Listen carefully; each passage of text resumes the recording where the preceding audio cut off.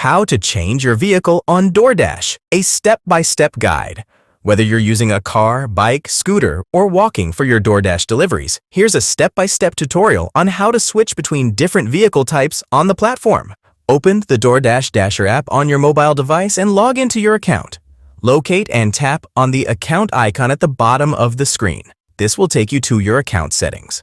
Within your account settings, find and tap on the option labeled Vehicles. It should be positioned at the top of the screen.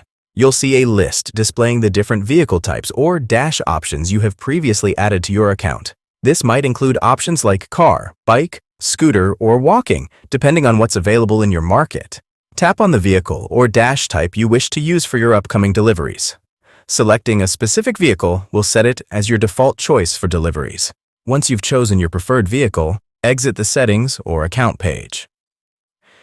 Now, when you start your dash, DoorDash will automatically recognize the selected vehicle and adjust your delivery request based on that choice.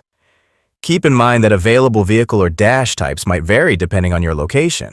Some cities might not support walking or certain vehicle types.